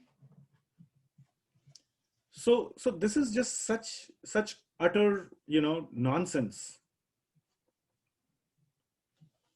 I would say those people are just wasting their time. Even if they're saying the right thing, then Bhagavad Gita suddenly becomes the most uninteresting, boring book ever. The only reason why Bhagavad Gita is the most interesting book is because I believe these words are directly coming from God. Oh my God, what does God want to tell us? I really want to know. Like that Cain, Citizen Cain, the last word he uttered, the whole world was trying to figure out the meaning. I'm trying to figure out the meaning of God's words. And that's why I'm spending so much time reading Bhagavad Gita for last 15 years. Otherwise, this is the boring book if these are not God's words. So I just want to, you might hear this interpretation, use your intelligence to decide how much credence to give to such nonsense interpretations. Okay. So that's another point I wanted to make.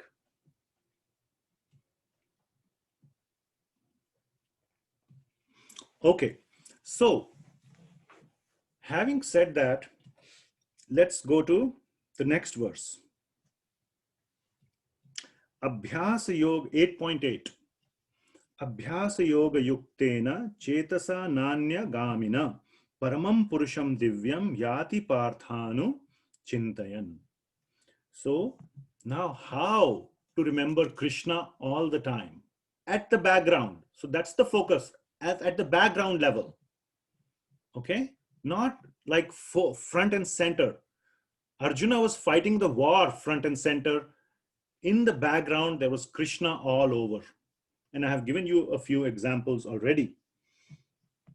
Because when we are doing something else in the foreground, if we have done, so the emphasis of this verse is abhyasa, practice. By practice, this can happen. Like I told you about some near and dear one having a very deadly disease. You have practiced loving that person so much, not consciously, but you get the sense. You've been with that person for so long. There's so much love, like a mother for the child. The mother has carried the child in her womb for 9 months, has taken care of the child, and so on. And if suddenly the child develops some very serious disease, that it's that whole love, that whole so many years of relationship that are suddenly at stake. Okay, so like that, we have to build our relationship with Krishna, spend time in our life to build such a relationship with Krishna, and that requires practice. Abhyasa yoga yuktena. Chetasa na anya gamina. Na anya, nanya gamina means na anya. Chetasa means mind, your focus. Chetasa, focus or mind. Na anya, don't let it go anywhere. Gamina means going, or Srila Prabhupada says without being deviated. So being deviated. Na anya gamina. Don't let your chetasa, your mind, go anywhere else. Like that, you have to abhyasa yoga yuktena. You have to do practice. And then abhyas on whom? On chetasa on whom? Paramam Purusham Divyam. The Param Purusha, which is him, Krishna himself. Paramam Purusham Divyam Yati Parthanu Achintayan. So Yati means like this, or one achieves like this. So like that, practicing to focus. So 8th verse is giving the mechanism. You practice your focusing your mind on the Paramam Purusham, and then Partha Anu Chintayan. Like that, you can remember me. Anu Chintayan. So the point is, by practice, we can do that. Remember Krishna. So the translation is, he who meditates on me as the Supreme Personality of Godhead, his mind constantly engaged in remembering me, undeviated from the path. He, O Partha, is sure to reach me. So like that, we can remember Krishna at the time of death. So this verse, Abhyasa Yoga Yuktena, is focusing on what is called sadhana bhakti. We have to every day consciously perform our devotional service, practice. So that is sadhana bhakti. And in the previous verse, the similar point was Mai Arpita Mano Buddhir. Mana and Buddhi. Mana means mind, Buddhi means intelligence. So Mai Arpita. Mai again means me, Arpita means offered. So by offering your mind and intelligence on me, Mai Arpita Mano Buddhir, Mam Evaishyasi, you will come to me. So it's about focusing one's mind on Krishna by practice of focus of mind on Krishna. So by doing daily serious and sincere sadhana, sincere and serious sadhana. Sadhana is practice. Devotional practice is called sadhana. In a dedicated manner, one must do this. So you must start taking out time in your life to practice Krishna consciousness. And Srila Prabhupada says, and here we will talk about in this verse 8 and in the purport in the second paragraph, Srila Prabhupada is writing in the second para of 8.8, if you read, the devotee can constantly think of the object of worship. We will talk about what it means, object of worship, the Supreme Lord in any of his features, Narayana, Krishna, Rama, etc., by chanting Hare Krishna. So we will talk about this very important line by Srila Prabhupada. So first, let us establish that every day you must perform sadhana bhakti.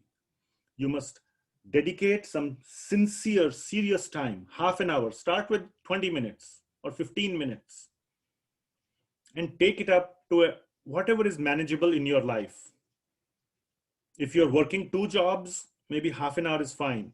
If you're working 0 jobs, maybe you can do 2 hours, 3 hours, depending on your life situation. And slowly try to adjust your life situation as well so that you can take out more time for Krishna or God. Okay? So keeping quality time for Krishna in your life is very, very important. And quality time can include many things. Kirtana, which means chanting the name of God, speaking the name of God. And there are some very beautiful bhajans you can, and it doesn't have to be just Krishna, like Srila Prabhupada is saying, you can sing hallelujah as well. That's absolutely fine. The God consciousness is what is important. So Kirtana, then Shravana, hearing not just the names of God, but also the activities of God, the instructions of God, the qualities of God. And Srimad Bhagavatam is just full of so many instructions and activities and qualities of Lord Krishna in his many, many forms. So dedicate your time to reading Srimad Bhagavatam. So doing all these things, serving devotees, pure devotees of Krishna. So you can serve Srila Prabhupada by serving in his temples. So many things, devoting conscious time in your life towards Krishna. So by this practice, Abhyasa Yoga, by this practice of or this Abhyasa, then when you're doing something else, when you're even cooking or you're, doing something else, then Krishna will be in the background. And then you can remember him at the time of death. Otherwise, Krishna will be completely out of the ground. So make sure you don't throw Krishna away out of the ground. You must keep him in the background. And for some time, every day, you must keep him in the foreground. So the sequence is put Krishna in the foreground for some time in your life so that the rest of the time he is in the background, else he will be out of the ground. And that you do not want. Okay? So that is the essence of this part. Now, another part, beautiful part I want to mention.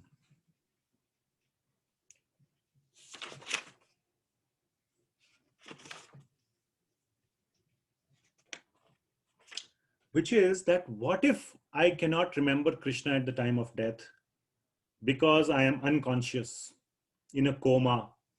I had one of my close friends, he was having a heart surgery and he died on the operation table.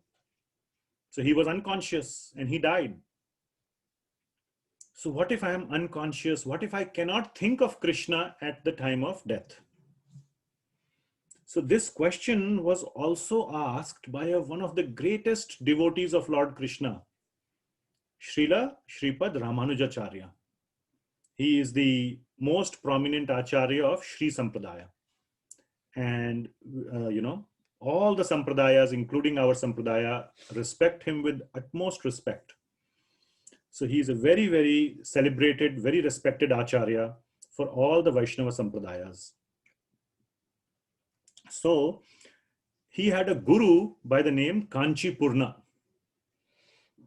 And Srila Ramanujacharya asks this question. He asks actually 6 different questions to Kanchi Purna. And one of the questions is, what if I cannot remember Krishna at the time of death? And Kanchi Purna did not have an answer immediately. So he goes back. Kanchi Purna is a great devotee of Lord Krishna in the form of the deity named as Varadaraj. So he goes and asks his beloved deity Varadaraj, and the deity gives him a response. And this response is known as the Antima Smriti Varjanam. Very beautiful response given by the deity to Kanchi Purna. Antima Smriti Varjanam, where the response given is that by some arrangement or the other, if the devotee is not able to remember Krishna, is not able to remember me, Varadaraj says, if he's not able to remember me at the time of death, I will remember him. So do not worry. I will remember him. Or I will create circumstances in his heart such that he will be able to remember me. One way or the other, Krishna is saying, I will interfere in his life. I'm not leaving it up entirely to my devotee.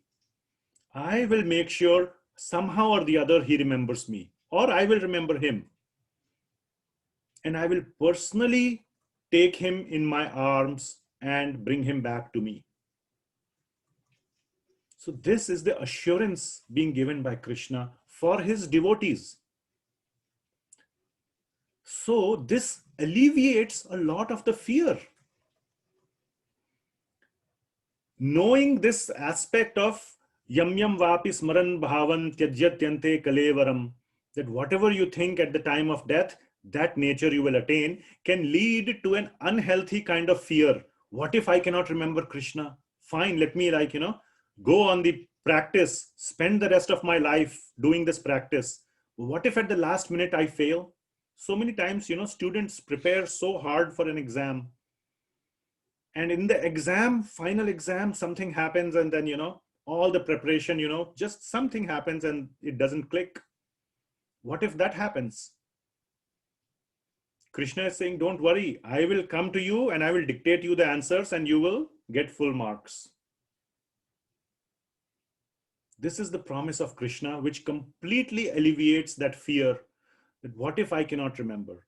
So the essence is Krishna is completely taking away the essence from the part that you must remember me at the time of death.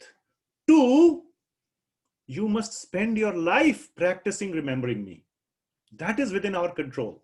Whether we remember Krishna at the time of death or not may not be in our control, but to remember Krishna during our life is very much in our control. Let's worry about that. That is the healthy fear that we should have. Oh my God, I'm not remembering Krishna. Today I didn't do my 2 hours of sadhana. I instead, spent whatever, chatting with my friends on WhatsApp or whatever, Facebook. So that is the kind of healthy tension that you should develop rather than developing the tension, what if I cannot remember Krishna at the time of death? So Lord Krishna has given that assurance as well.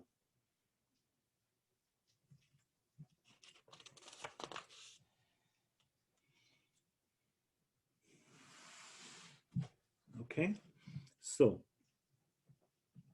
now let's talk about what's the time. 5:43. Oh my God. Okay. Are there significant questions in the chat? Somebody just wanted if you could repeat about how to keep Krishna in the foreground.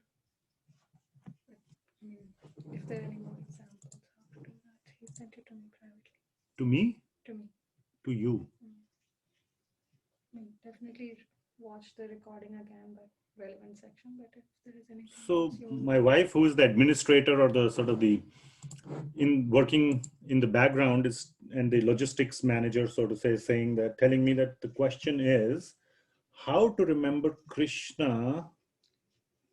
How to keep Krishna in foreground. How to keep Krishna in the foreground.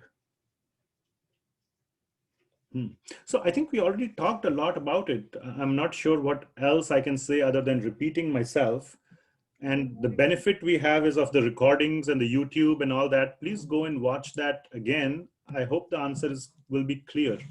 And then if you still have a doubt based on everything that was said, then you can ask the doubt or the question in the, I hope you all have that link to ask questions. So you can post your question. Now, I want to mention one thing about posting questions. Now, we call it the anonymous question form. So this is a Google form, and the link is, I think, tinyurl.com/something. Gita PDX AQ, AQ standing for anonymous questions. So the anonymous part of it, we had started long back for very, very private questions, where you do not want to reveal your name because the question is of such a personal nature. For example, somebody asked a question in a previous batch, not this batch, saying that something like my wife doesn't love me enough, and as much as I expect her to love me, what should I do? Now, this is a very personal question, and I really don't expect that person to identify himself and say, hey, I'm the one asking the question and my wife doesn't love me, or I feel like my wife doesn't. It's so for those kind of things. But I do see a lot of people posting questions which could be asked openly. There is nothing personal about those questions. So there is an optional field in those forms to identify yourself. It will give me a better sense of who is asking the question. And I would like to also follow up with the person if I have some clarification. What did you mean by this question, so that I can address it better? So please try to identify yourself when you are asking the question. It's an optional field to share your name, but unless the question is of a very personal nature, don't make the question anonymous, if possible. That's my request. And if it's a personal question, by all means, I do not want to know your identity. Keep it anonymous, please, and I will try my best to answer. But I think we both understand, or you all and I, that what is a personal question and what can be asked, with your name associated with it. So you use your discretion there. So I'll just leave it at that. If you did not understand this whole aspect of how to remember Krishna and practice remembering Krishna so that you can remember him in the background all the time, watch the video again, listen to the audio, and if you still have questions, post a question to us. Now, here's the other point I wanted to bring up. Srila Prabhupada is saying here in the purport of 8.8, and maybe we'll stop at 8.8 today. The devotee can constantly think of the object of worship, the Supreme Lord, in any of his features, Narayana, Krishna, Rama, etc., by chanting Hare Krishna. So the question can be, how can I remember Narayana by chanting Hare Krishna? Fine, Rama I can remember because in the Hare Krishna mantra, there is Rama also. Hare Krishna, Krishna Krishna, Hare Hare. Hare Rama, Ram Ram, Hare Hare. So there is Rama, but how can I remember Narayana or any other form of God while chanting Hare Krishna? So first of all, let's identify, let's talk about this a little bit. Srila Prabhupada is writing, the devotee can constantly think of the object of worship, okay, the Supreme Lord in any of his features by chanting Hare Krishna. So there are two things. There's an object of worship and there is objective of worship. Okay. The object, what is the difference between object of worship and objective of worship? Object of worship is who we are thinking of at the time of meditation. The thought, which is our part of the process. That is the object of worship. While we are worshiping, what's our object? The objective is the final goal of our worship. Objective is who or what is the goal of that overall process of worship. Okay. So the object and objective both can be Krishna. No problem. That's best. If the object and objective both are Krishna, fine, great. Now, what Srila Prabhupada is saying, that for someone, the objective could be Rama, if he's a Rama Bhakta, if he's a devotee of Lord Rama, or Narayana, if he's a Narayana Bhakta, or any other form of Lord Narayana or Lord Krishna. But the object of worship could still be Krishna. Now, some people get caught up in this object versus objective. They somehow think, oh, I don't want to take the name of Krishna because my objective is Narayana. And there is some kind of difference in their minds that takes, oh, you know, if my objective is Narayana, my object also has to be Narayana. That's the wrong understanding. They are all the names of the same Supreme Person. And it is one's ego, most likely in most cases, unless one is a very, very advanced Rama Bhakta or Narayana Bhakta or Krishna Bhakta, it's one's ego that is coming up. I will not take the name of Krishna, I want to take the name of Narayana. Where is that coming from? A pure devotee of Lord Narayana will never think like this. Absolutely never. Okay, so these things are more, one should really introspect deep into their heart. Now this could be hard. Deep inside, if you think, you might realize you are a Maya Bhakta. Neither a Rama Bhakta nor Narayana Bhakta, but a Maya Bhakta. Maya Bhakta means the worshipper of Maya, illusion. Because these things kind of come, oh, I am a Narayana Bhakta because of some upbringing, some cultural, my parents used to worship, and this and that, and you know, this whole mentality of us versus them. That is the fundamental ahankara or ego in human beings, us versus them, whatever it could be. Anything could become a criteria. The fundamental point is duality, Dvanda Mohena, which we read in the last class in 7th chapter, Dvanda Mohena Bharata. Okay, Ichha Dvesha Samuthena Dvanda Mohena Bharata, 7.26. 26 or 27, I forget, 27, I think. So this is that duality. People need something to differentiate them, to cause or create this notion of us versus them. Today, you see this in the country, in the United States, it's liberals versus conservatives or Democrats versus Republicans. It could be anything. It could be men versus women. 100 years ago, that was the battle, men versus women, or, the black versus white, rich versus poor, north versus south, east versus west, heartland versus coastal land. The number of criteria that we can use to divide ourselves is limitless, is unlimited. And everywhere it is our ego that causes us to invent new criteria. You can try to solve the criteria. Okay, somehow we will address that criteria. Our ego will invent a new one. So don't think that by solving the criteria, the problems will go away. What you have to do is to address that ahankar, the ego. Otherwise, it will very ingeniously find new criteria to divide ourselves, to create this duality. And one of the dualities, oh, I am a Narayana Bhakta, I am a Krishna Bhakta, or this Bhakta, or that Bhakta. Very deep down, it is nothing but Maya. So Srila Prabhupada is saying, chant Hare Krishna. If you don't have any other mantra or any other way that you are very well grounded in focusing your mind, chanting Hare Krishna is a very potent way.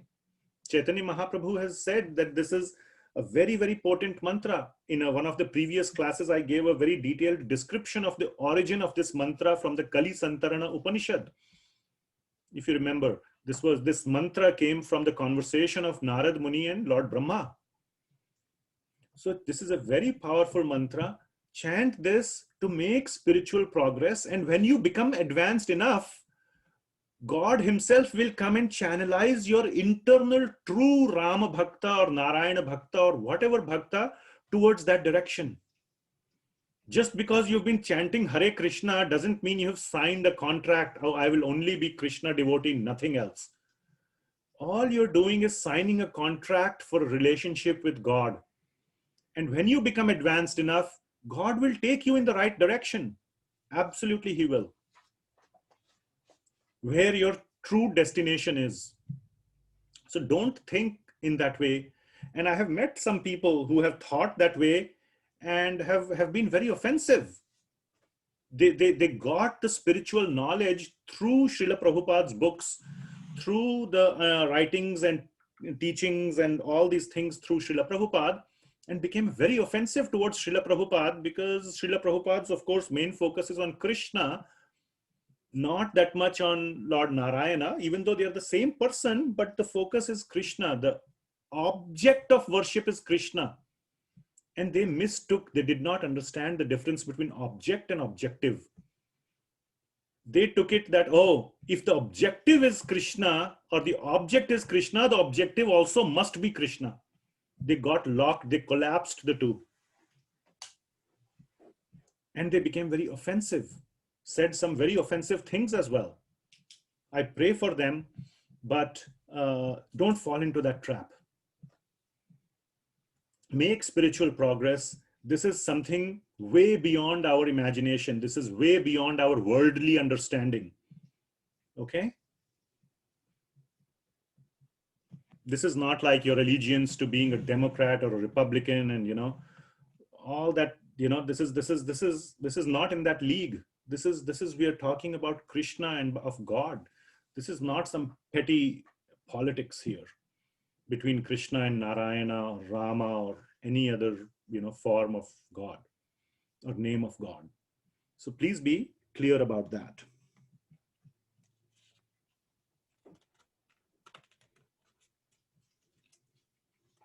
Okay, we will stop here. We have 5 minutes. We will take one question that was sent on the form, and then we will end the class. I'll see if there are any more questions in the chat as well.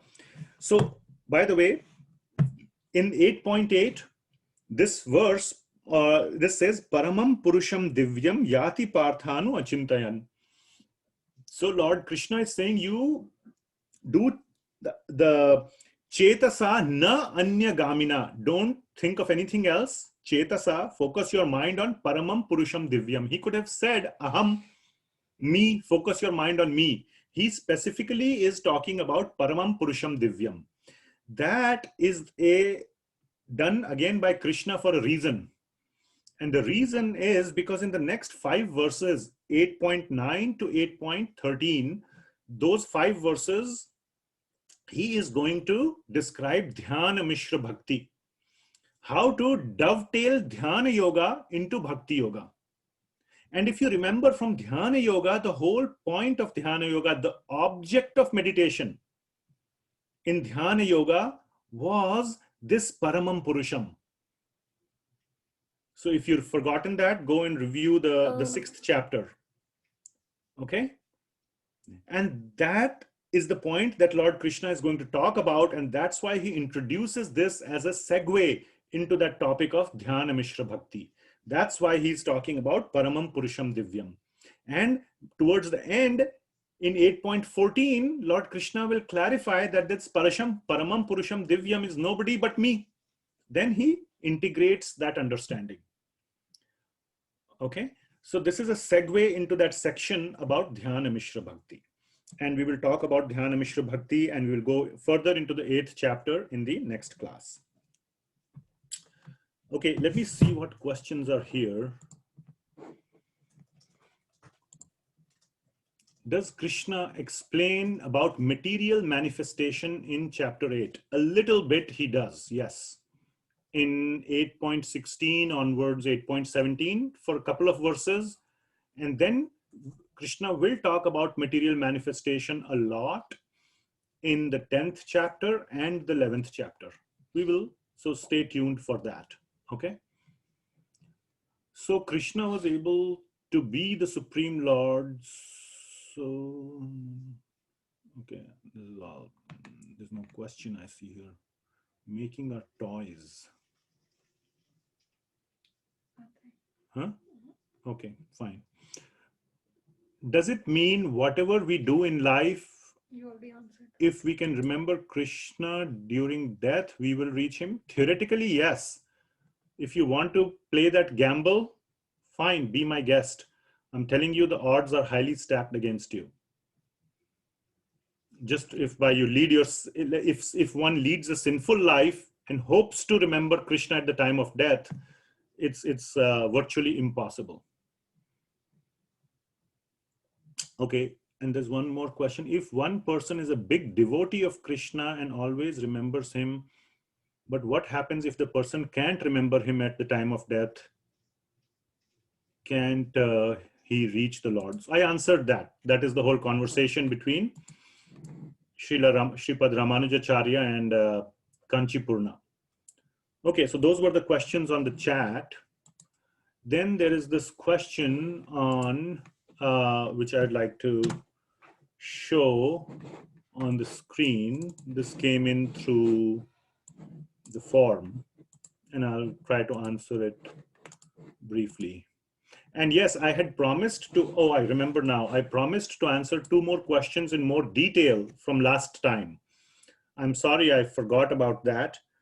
I had given a brief answer to those questions last week, and I promised I will give a detailed answer today. But I forgot that, and we are out of time. So I'm going to take those 2 previous questions again in detail next time. And I promise you, I'll remember to do that. Okay, this question, long question, I'll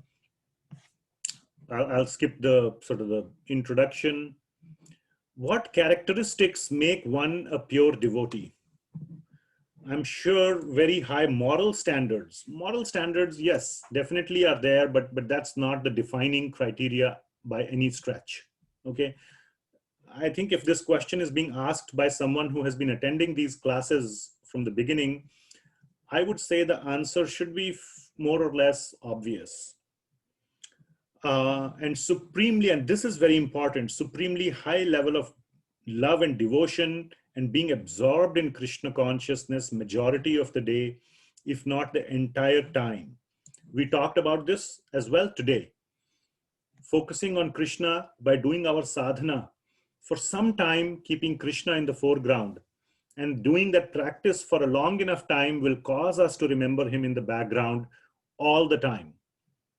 So sadhana is very important. Our daily devotional practice, that is sadhana, then is it apparent for others if someone is a pure devotee without a rapport with him or her? Which means, can I make out if somebody is a devotee if I don't know him, know about him a lot? May not be, maybe, and may not be. So there is a very nice, let me show you on Veda base. There is this book. I'm going to Veda base, and there is this book called Spiritual Yoga. Go down and you'll find it. Where is it?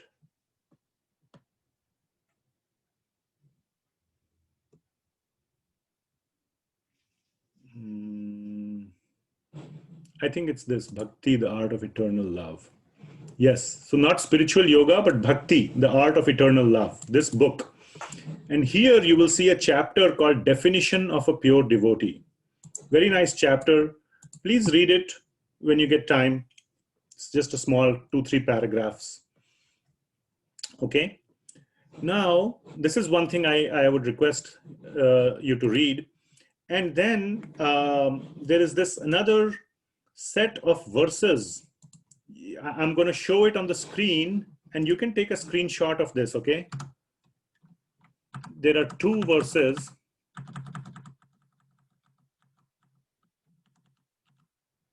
Yeah, 40 inspiring verses from Bhagavad Gita that highlight the essence of bhakti. So who is a pure devotee? What are the characteristics of a pure devotee? Take a screenshot of this. At some point, I will send these out to you. I mean, there's nothing, I mean, it's not like I'm not sending it to you or anything. Take a screenshot. I'm going to leave this here. If you read carefully through these verses, you will very clearly understand who is a pure devotee. And we are on the 8th chapter, and as you can see, not much has been revealed till now. A lot of it is going to come in the 8th chapter. We barely covered the 7th verse today. The 14th verse I told you is very important. And then in the 9th chapter, you will see a lot. And then like that, you will see in the future chapters, you will get a very good understanding of who is a pure devotee, what is pure devotion, Shuddha Bhakti. And then I'm going to leave this other screen open. This has some of the other super important verses, like I told you about Anukulyasya Sankalpaha. And this verse clearly describes a pure devotee. Anyabhilashita Shunyam. You must remember this verse. It is mentioned twice by Srila Prabhupada in his various purports. One of them is in the purport of 7.16. Anyabhilashita Shunyam Jnana Karmadi Anavritam Anukulyena Krishnanu Anushilanam Bhakti Ruttama. It tells what is Uttama Bhakti. So please read these verses and try to understand them. I am leaving the screen here for a few seconds. Take a screenshot and you will get a very good understanding of who's a pure devotee. Okay. And there are other questions there in that. I will also answer those in the next class. Very briefly, do pure devotees know that they are pure devotees? No. Actually, one who claims I am a pure devotee, most likely he is not a pure devotee. Pure devotees of Lord absolutely do not consider them to be, they consider them to be very unqualified, not pure devotees. Okay. Last question. What is the concept of, or is the concept of Jivan Mukti real? Jivan Mukti. Good question. What is Jivan Mukti? First, we need to understand Jivan Mukti. From this second part of the question, it seems like whoever asked this question has some understanding of Jivan Mukti, but a very good understanding of Jivan Mukti is available in Bhakti Rasamrita Sindhu. I made a note of that, 1 to 187. Let me show you that.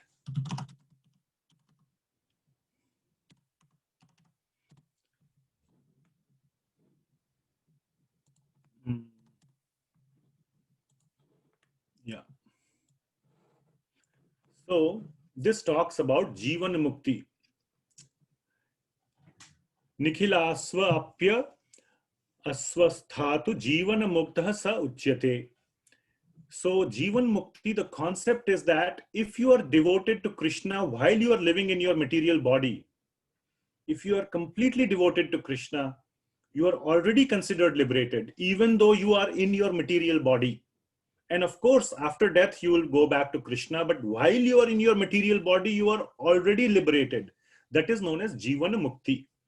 So Srila Rupa Goswami, who has written Bhakti Rasamrita Sindhu, is saying, he who has the desire to serve the Lord in this world with his actions, with actions, mind, and words, is called liberated Jiva in all circumstances. This is known as Jivan Mukti. So yes, the concept of Jivan Mukti is very real. And those who have completely dedicated their lives to Lord Krishna are called Jivan Muktas. Because even though they are in their material body, they are considered liberated. Okay? Do pure devotees know? Pure devotees don't care about knowing or not knowing. They care about serving Krishna. This concept of knowing is coming from ahankar. Think about it. Whoever wrote this question, please think, where is this concept coming from? Why is there such a burning need to know whether I'm a pure devotee? Will you kind of get a crown to wear on your head, or like a medal to kind of like a medal, like a general on your chest? I'm a pure devotee. See, I'm a 5-star general. What is this? That is ahankar. So pure devotees by definition don't care if they are pure devotees or not. They are only concerned about serving Krishna. They don't care. There is this wonderful story of Srimati Radharani, who is considered the topmost devotee. I know it's 6:09. We'll just end quickly with that story to demonstrate this concept. Lord Krishna once, feigned or pretended to have a headache. And he was having this headache. And Narad Muni comes and says, and Krishna was miserable because of the headache. And Narad Muni comes and asks him, how can I relieve your headache? And Krishna says, if you get me the dust from a feet of a pure devotee, my headache will be relieved. So please get me some dust from the feet of my pure devotee. So Narad Muni says, okay, fine, not hard to find. There are so many pure devotees. So he goes running and goes to Lord Shiva, who is considered pure devotee, and says, can you give me some dust from your feet? Why? Oh, Lord Krishna will put it on his head. It will relieve his headache. Lord Shiva says, what? Dust from my feet on Krishna's head? No. I'll get so much, that's not good for me. My dust will go on Krishna's head. Sorry, please, find someone else. Narad Muni says, okay. He goes to Lord Brahma. Same thing happens. Then he goes to Srimati Radharani. And Srimati Radharani says, what? My Krishna has headache? Take all the dust from my feet. Here, take more dust. Take more dust. She's trying to brush away as much dust from her feet as possible. Gives it to Narad Muni. She says, I don't care if I have to go to hell, because you're taking the dust from my feet and putting it on Krishna's head. I am ready to go to hell. All I care about is Krishna's headache should be relieved. That is the pure devotee. He doesn't care about his own, whether I will go to hell or not. So what is this notion about does he know, does he not know? Okay, so please introspect in your mind what is giving rise to that question. What is this whole notion about knowing whether I am a pure devotee or not? Okay, so hopefully that gave you some food for thought. Okay, thank you so much. We'll see you in the next class and continue chapter 8. Hare Krishna. Hare Krishna. Hare Krishna.